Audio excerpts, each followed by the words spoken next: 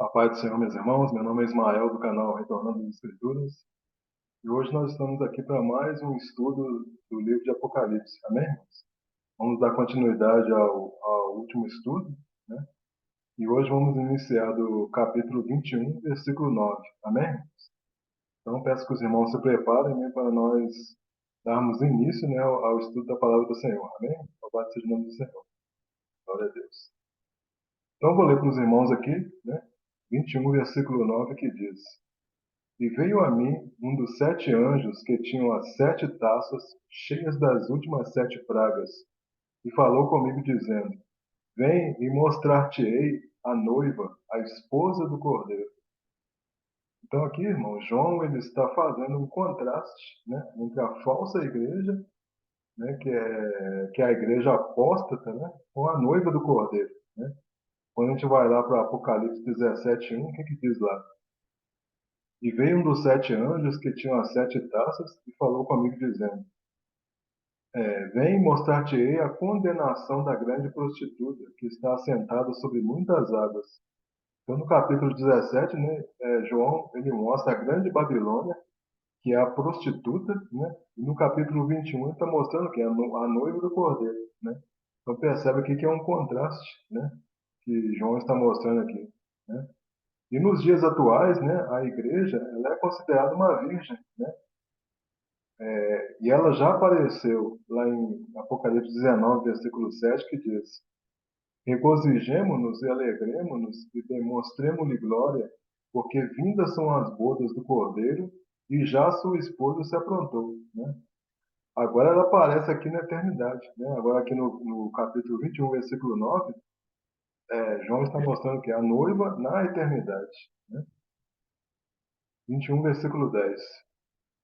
E levou-me em espírito a um grande alto monte e mostrou-me a grande cidade, a Santa Jerusalém, que de Deus descia do céu. Então, isso aqui, irmãos, o que é isso aqui? É a consumação do supremo propósito de Deus. Né? Se a gente quer fazer um resumo da consumação do propósito de Deus, é esse versículo, né? E levou-me em espírito um grande alto monte e mostrou a grande cidade, a Santa Jerusalém, que de Deus descia do céu. Né? É a comunhão de Deus com os homens. Né? Esse é o grande propósito de Deus. Né? Está aqui no versículo 10. Né? Versículo 11. E tinha a glória de Deus, e a sua luz era semelhante a uma pedra preciosíssima, como a pedra de jaspe, como o cristal resplandecente. Né? Então a gente percebe que é uma cidade belíssima, né? Belíssima de se contemplar. Por quê? Porque ela reflete a glória de Deus. Né? A sua luz, ela era semelhante a uma pedra preciosíssima, né? Ou seja, pedra de jaspe. Versículo 12. E tinha um grande alto muro com 12 portas, e nas portas 12 anjos, e os nomes escritos sobre elas, que são os nomes das 12 tribos dos filhos de Israel. Então, o que nós estamos vendo aqui, né? Junto às portas tem 12 anjos. E sobre elas, né, sobre as portas, está escrito o nome das 12 tribos de Israel. Essas 12 tribos de Israel, o que representa, irmão? Representa as duas casas de Israel, né? Ou os 144 mil, né? Que representa essas 12 tribos de Israel. 12 portas, né? 12 portas significa o quê? Que a entrada está para todos os povos, né? Tanto judeus como gentios. Né? Então aqui nós vemos nessa cidade, nesse muro, né, judeus e gentios juntos. Né? Quando a gente vai lá para Isaías 60, versículo 11, diz assim, ó, e as tuas portas estarão abertas de contínuo, nem de dia nem de noite se fecharão, para que te sejam trazidas riquezas das nações, conduzidos com elas os seus reis. Então nós temos 12 portas, né, e junto às portas 12 anjos, e sobre as portas nomes inscritos, né, que são os nomes das 12 tribos dos filhos de Israel.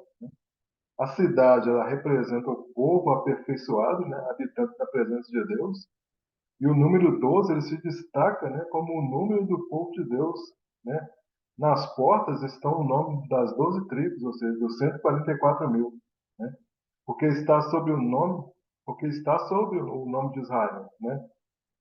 Mas embora esteja aqui o nome de Israel, a aliança ela foi feita com a casa de Israel, né? Com a casa de Israel e com a casa de Judá, ou seja, com as duas casas de Israel. E aqui, irmãos, é totalmente diferente, né, do templo de Ezequiel, né? O templo de Ezequiel tem 6 portas, né? E aqui, né, a cidade, né, a cidade santa tem 12 portas, né? Na Jerusalém terrestre, irmãos, né, também havia 12 portas, né? Vamos falar um pouquinho da Jerusalém terrestre, né? Na Jerusalém terrestre também havia 12 portas, sendo que a Jerusalém terrestre ela é uma cópia da Jerusalém celestial, né? Então essas portas elas estavam também nas direções cardeais. Então lá no contexto de Israel, né, as portas elas são o lugar onde nós exercemos a nossa autoridade, nós manifestamos a nossa vontade, nós fazemos as nossas escolhas e nós tomamos nossas decisões, né? Só que essas portas elas precisam ser restauradas. E agora eu vou apresentar para vocês aqui as 12 portas da Jerusalém terrestre. Então nós temos a primeira aqui, que é a porta do gado, ou a porta das ovelhas, né? Está lá em Neemias 3, versículo 1, né? É bom os irmãos anotarem, né, as referências, né? Neemias 3:1. Nessa porta do gado, ela lembra o Salvador Jesus Cristo, né, como o bom pastor. Depois tem a porta do peixe, Neemias 3:3, que nos lembra da chamada para sermos pescadores de homens. A porta velha, Neemias 3:6, que faz referência à imutabilidade da palavra de Deus. A porta do vale, Neemias 3, versículo 13, que nos lembra da humilhação, né, do quebrantamento e da constrição, né, que nós devemos manter na presença de Deus. A quinta porta é a porta do monturo, que está lá em Neemias 3:14, ou seja, essa é a porta pela qual o lixo da alma, né, ela deve ser removido, né, o lixo da alma deve ser removido. A porta da fonte, Neemias 3:15, onde a nossa alma deve estar continuamente aberta para a palavra de Deus, né? A sétima porta é a porta da casa de Eliasab, né? Está em Neemias 3:20. Eliasab, irmãos, ou Eliasib, né? Era um sumo sacerdote que se dispôs a trabalhar na reconstrução do templo. Mas com o passar do tempo, seu comportamento ele mudou, né? Então Eliasib ele se aliou com Tobias, né? E Tobias tentou impedir a reconstrução dos muros e das portas da cidade. Ele tirou da câmara do templo, né? Que é um local onde o sumo sacerdote guardava as vestes, né? Local onde que ele se alimentava, guardava os utensílios sagrados, no local onde que ele descansava, né? Que eram as câmaras, né? Então ele tirou os objetos de culto e no lugar das coisas sagradas, ele colocou os móveis de Tobias, né? Neemias ele não aceitou isso e mandou lançar fora os móveis de Tobias e mandou purificar as câmaras do templo e trouxe os utensílios de volta. Depois nós temos a nona porta, que é a porta das águas, né? Essa é a porta da palavra. A porta dos cavalos, Neemias 3:28, né? Porta das águas, Neemias 3:26. Porta dos cavalos, Neemias 3:28, né? Onde por ela nós podemos deixar sair todos os fardos que nos assolam. A porta oriental, Neemias 3:29, que é a porta pela qual Jesus entrou e que hoje se encontra fechada. Então espera-se que o Messias entre por ela, né, em sua segunda vinda, né? Para nós, ela fala do regresso de Jesus. 11ª porta, a porta de Mifcate, ou porta da guarda, em Neemias 3:31, onde fala dos preceitos divinos que devem ser observados. E por último, a porta de Efraim, né? Neemias 8:16, que é a porta da porção dobrada. Então, dando para os irmãos aqui um panorama, né, das 12 portas da Jerusalém terrestre. Voltando agora para o Apocalipse 21, versículo 13, que diz: Do lado do Oriente tinha 3 portas, do lado do Norte 3 portas, do lado do Sul 3 portas e do lado do Ocidente 3 portas. Então o que é isso aqui, irmãos? Está mostrando aqui que é uma cidade aberta a todos, né? Essa cidade era quadrangular, e essa cidade está aberta a todas as pessoas de onde quer que elas venham, né? Do norte, do sul, do oriente ou do ocidente. 3 portas se achavam a leste, 3 portas ao norte, 3 ao sul e 3 a oeste, né? A gente sabe que no acampamento dos israelitas, né, no deserto, 3 tribos ficavam de cada lado do tabernáculo, né? Está lá em Números capítulo 2, né? Ao norte ficava Dan, Naftali e Azer, ao sul ficava Ruben, Simeão e Gade, a oeste ficava Judá, Issacar e Zebulon, e a leste ficava Efraim, Benjamim e Manassés, né? Levi não tinha tribo, né? E a tribo de José ela foi dividida para os seus 2 filhos, né? Efraim e Manassés. 21:14. E o muro da cidade tinha 12 fundamentos, e neles os nomes dos 12 apóstolos do Cordeiro. Então, irmãos, tinha um grande muro, grande e alto muro na cidade, né? Muralhas edificadas com pedras preciosas, né? Essas muralhas, elas representam o reino. Quando a gente vai lá para Isaías 60, versículo 18, diz assim, ó, nunca mais se ouvirá de violência na tua terra, de desolação ou ruínas nos teus limites, mas aos teus muros chamará salvação, e às tuas portas louvor. Então, irmãos, judeus e gentios juntos no mesmo muro, né? 12 fundamentos da cidade e 12 apóstolos, né? Está falando o quê? Da velha e da nova aliança, né? 12 tribos mais 12 apóstolos, que representam o quê? As duas casas de Israel, né? Então, cada fundamento aponta para um apóstolo. E o fundamento dessa cidade é o quê? É o fundamento dos apóstolos, né? 21, versículo 15. E aquele que falava comigo tinha uma cana de ouro para medir a cidade, e as suas portas e o seu muro. Então, irmão, a gente sabe que Zacarias ele viu um homem com um cordel para medir Jerusalém, mostrando a glória de Sião como a menina dos olhos de Deus. Está lá em Zacarias capítulo 2, de 1 a 13. O que era o cordel? O cordel era um fio, como se fosse de costura, para medir distâncias menores, né? E agora, irmãos, para a gente poder entender, né, bem a questão aqui da Nova Jerusalém, é interessante que a gente faça uma comparação com o Templo de Ezequiel, né, que vai existir lá no milênio, né? Então, essa comparação é importante para poder melhorar o nosso entendimento. Então, quando a gente vai lá para Ezequiel 40, de 1 a 3, diz assim, no ano vigésimo, no ano 25º do nosso exílio, no princípio do ano, no 10º dia do mês, 14 anos após ter caído, a cidade, nesse mesmo dia veio sobre mim a mão do Senhor e ele me levou para lá. Então, 25 anos de cativeiro babilônico, né? Deus vai mostrar coisas que vão acontecer na terra de Israel. Versículo 2. Em visões, Deus me levou à terra de Israel e me pôs sobre um monte muito alto. Sobre este havia como um edifício da cidade para o lado sul.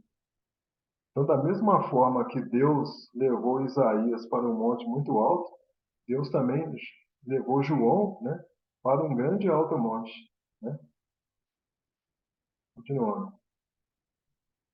Olha só, voltando um pouquinho, né, eu falei que João foi levado para um grande e alto monte. Vamos confirmar, vamos constatar isso aqui, vamos. Apocalipse 21, versículo 10, ó. E levou-me em espírito a um grande e alto monte, e mostrou-me a grande cidade, a santa Jerusalém, que de Deus descia do céu. Então, irmãos, Deus ele pegou Ezequiel e o levou para um alto monte. E dali ele começa o quê? Todas as medidas de Ezequiel, do capítulo 40 até o 42, né? Deus mostra para ele todas as medidas, né, do templo de Ezequiel. Então, existem 2 montes altos em Jerusalém, o Monte das Oliveiras e o Monte Sião. E a profecia ela parece se referir que é o Monte Sião, do lado sul da terra de Israel. Ezequiel 40, versículo 3. Ele me levou para lá, e eis um homem cuja aparência era como de bronze. Estava de pé na porta e tinha na mão um cordel de linho e uma cana de medir. Então, essa cana de medir era uma cana de 3 metros, né, para medir distâncias maiores, né?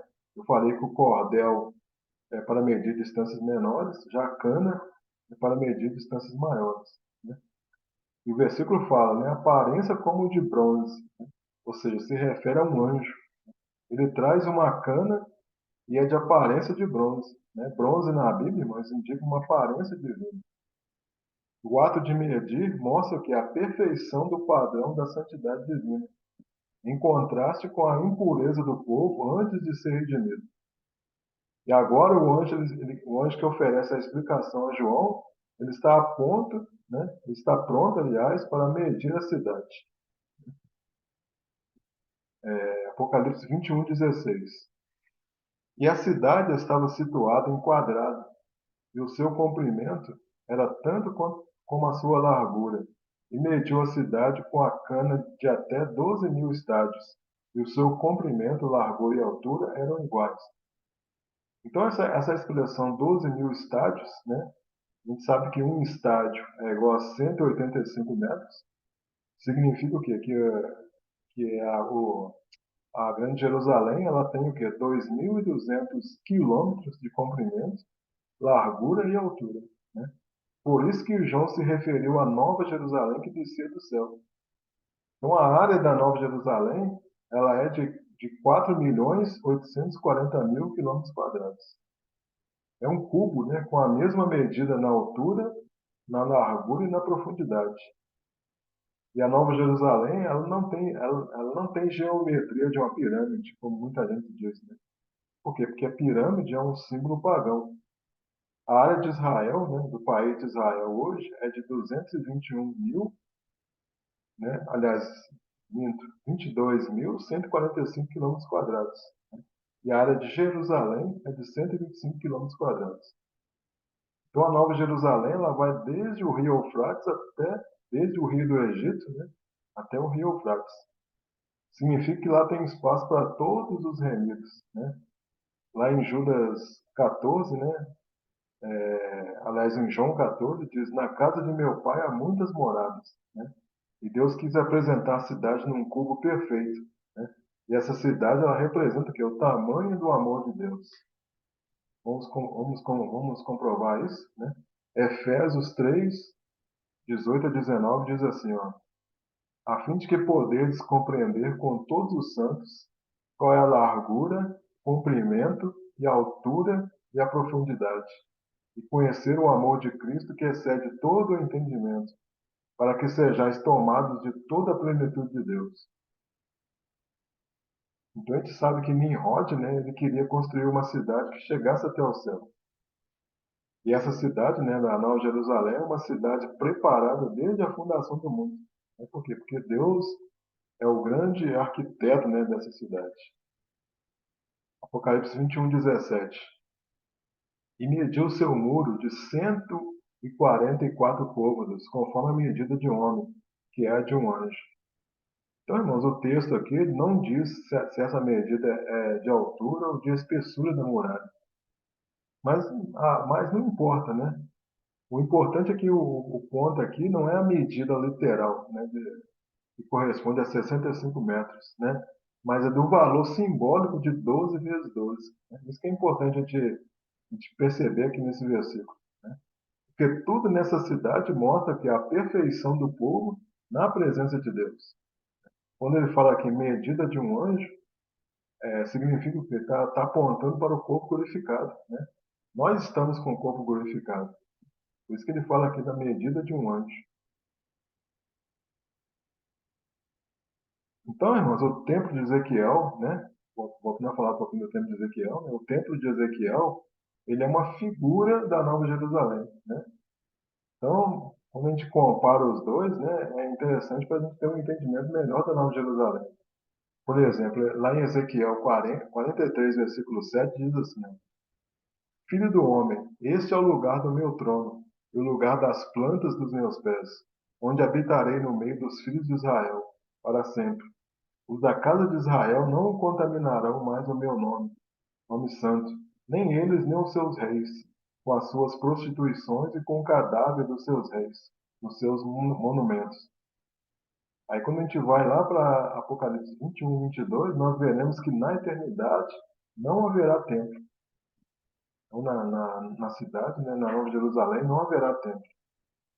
Lá em Ezequiel, quando Deus dá as medidas, né, o muro ele está se referindo a um templo que vai existir no milênio, né, e vai ser aperfeiçoado no final, quando a cidade santa descer, né. Então, dentro desse templo literal de Ezequiel, está ocorrendo o quê? Sacrifícios, estão ocorrendo os rituais da velha aliança, mas a gente sabe que os sacrifícios eles já ocorreram em Cristo, né? Mas esses sacrifícios aqui que estão ocorrendo no tempo de Ezequiel, eles não anulam o sacrifício de Cristo, né? Então, se você não sabe a razão pela qual lá no tempo de Ezequiel ainda faz sacrifício, né? Então, nós temos vídeos aí, né, explicando a respeito do tempo de Ezequiel, né? Você pode verificar depois, né? Então, irmãos, Jesus ele estará dentro do templo, né?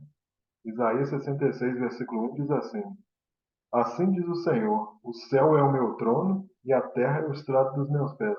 Que casa me edificareis, vós? E qual o lugar do meu repouso? Então, o céu é o meu trono, né, e a terra é o estrado. Então, Deus diz, Deus, é como se Deus estivesse dizendo aqui, né? Vocês acham que eu vou habitar nessa casa, né? Então, a casa edificada seria o quê? O local de repouso dele, mostrando que o templo é uma figura.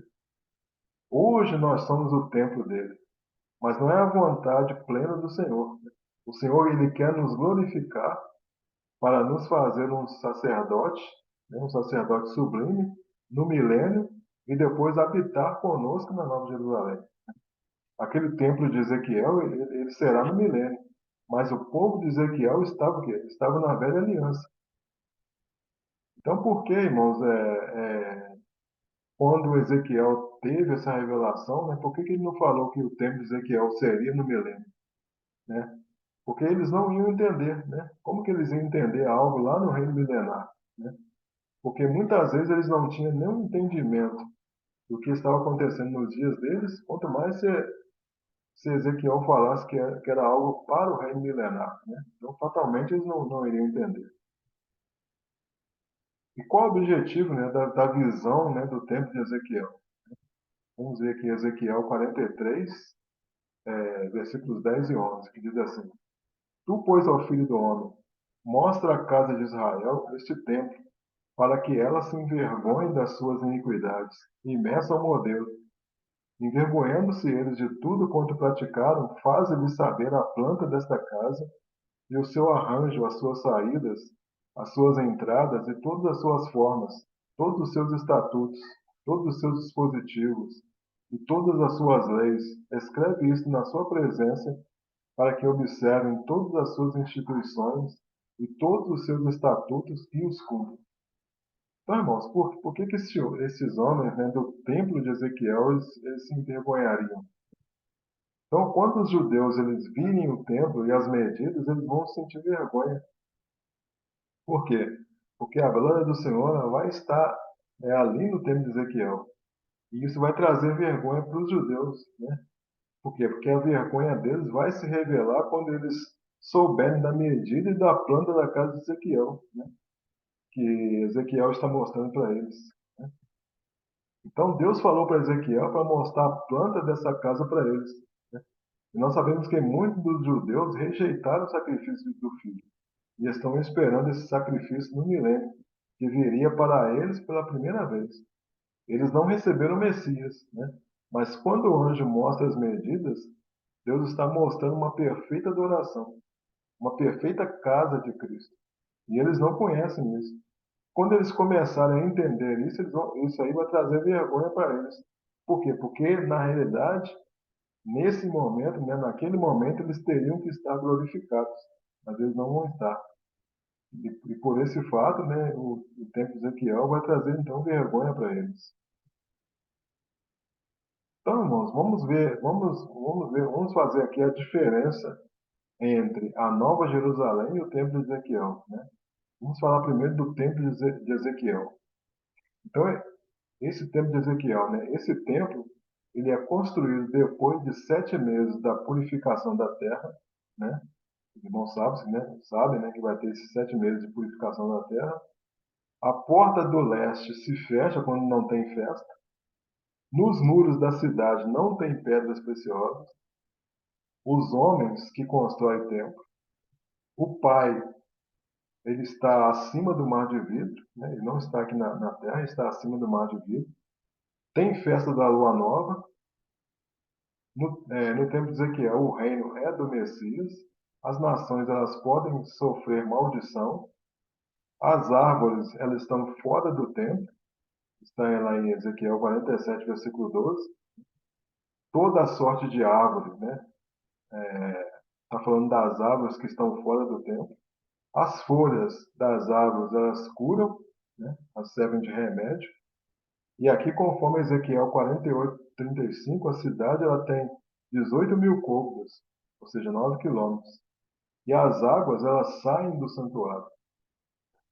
Agora vamos ver agora o templo, a Nova Jerusalém. Ó, a Nova Jerusalém, né? Então, quando João vê a Nova Jerusalém, ele enxerga nela a noiva, né? Mas não quer dizer que a Nova Jerusalém é a igreja. Então, quando ele vê a Nova Jerusalém, ele enxerga na Nova Jerusalém a noiva. Então, ela tem 2.200 quilômetros de altura, largura e profundidade. Ela cobre, ela vai cobrir, né, todo o sul da Europa, o norte da África e todo o Oriente Médio. Então, a Nova Jerusalém, ela já desce, né, em uma terra restaurada, né? Essa restauração vai ocorrer quando? No reino milenar, né? As portas da cidade, elas nunca se fecham. Os muros da cidade, elas estão repletos de pedras preciosas. Deus é o arquiteto da Nova Jerusalém, né? Nós vimos que lá no tempo de Ezequiel, quem constrói são os homens, né? Lá não existe noite. Na cidade não tem templo. Tem o trono do Pai e do Cordeiro, né? As nações elas estão salvas, elas recebem a imortalidade, mas elas não têm corpos glorificados. E aqui não é toda a sorte de árvore, mas a árvore da vida. E as folhas da árvore curam e permitem viver eternamente, né? Lá no templo de Ezequiel nós vimos que é toda a sorte de árvores, né? Aqui não, aqui é a árvore da vida. E as folhas, né, da árvore da vida, elas curam e permitem viver eternamente, né? Então, a cura, ela representa o que? A vida eterna. E as águas, elas saem do trono de Deus e do Cordeiro. Amém, irmãos? Então, aqui a gente termina então, a segunda parte, né, desse capítulo, do capítulo 21. Espero que os irmãos tenham compreendido, né, aqui a explanação. Né? Caso os irmãos não tenham compreendido, os irmãos já sabem, né, pode deixar aí nos comentários que a gente vai tentar ajudar os irmãos. E eu peço a você que, se você ainda não é inscrito no canal, que se inscreva no canal, né? E se você gostou desse vídeo, peço aí que você deixe seu like. Amém, irmãos? Então agradeço a você que assistiu o vídeo até o final, né? Aguarde aí que nós vamos estar postando aí a outra parte, né, do capítulo 21. E fiquem todos na graça e na paz de nosso Senhor e Salvador Jesus Cristo. Amém, irmãos? Glória a Deus.